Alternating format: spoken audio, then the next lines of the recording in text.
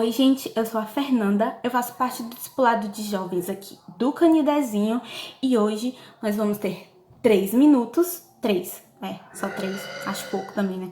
Então, 3 minutos com São Germain de Paris. Gente, se eu gaguejar um pouquinho ou se eu travar é porque o meu cérebro tá confundindo o São Germain de Paris com o time Paris Saint-Germain, então para reorganizar demora um pouquinho e dá meio tilt. Mas vamos lá.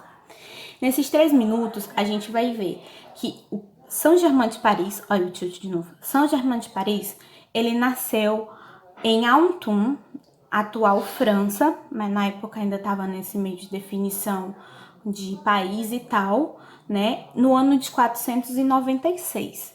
Ele teve um pouco de início, assim, a vida dele foi um pouquinho conturbada, mas a graça de Deus é maior e ele conseguiu sobreviver, porque pelas histórias que a gente pesquisa, quando a gente vai atrás, que a mãe dele tentou abortá-lo ainda bebê, quando ele ainda estava no ventre. E anos mais tarde, quando ele vivia com a tia dele também tentou envenenar ele. Só que ele escapou porque Deus é bom e porque a empregada ela confundiu a taça de vinho que estava com veneno e ela entregou a taça de vinho pro primo dele, o filho da tia.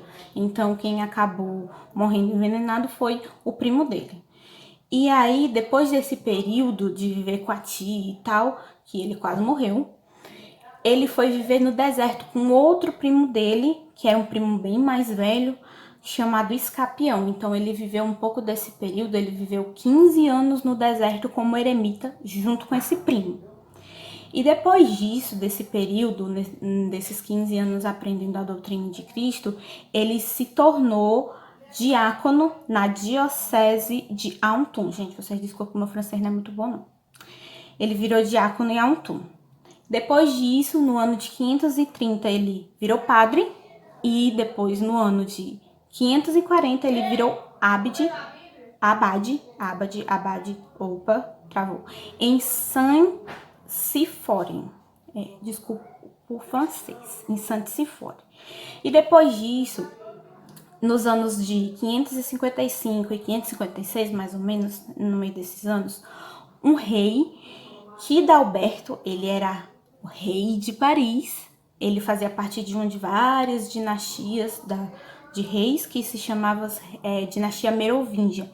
E aí ele fundou uma abadia lá em Paris e ele tornou São Germain primeiro chapelão lá. Então, lá ele caiu muito na graça dos reis, porque ele era muito bom em conselhos, né? E lá também ele se destacou porque ele ajudava muito aos pobres e aos necessitados.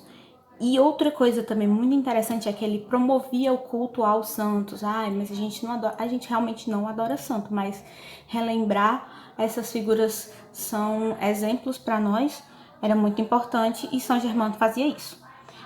Depois disso, ele virou padroeiro de Paris. Ele morreu já bem velhinho. Ele não foi um santo mártir, mas ele trabalhou muito para a construção da igreja. Então, ele morreu com 80 anos, no dia 28 de maio de 576, né? E aí, a festa litúrgica dele é dia 28 de maio, né? Justamente por causa que foi o dia que ele morreu. Mas a lição que ele deixa pra gente é de se dedicar aos irmãos e de ajudar os mais necessitados. Então a gente fica com essa lição e acolhe essa lição dentro do nosso coração, né? Então esses foram os 3 minutos, que eu acho que passou um pouquinho do tempo, mas foram os 3 minutos com São Germain de Paris.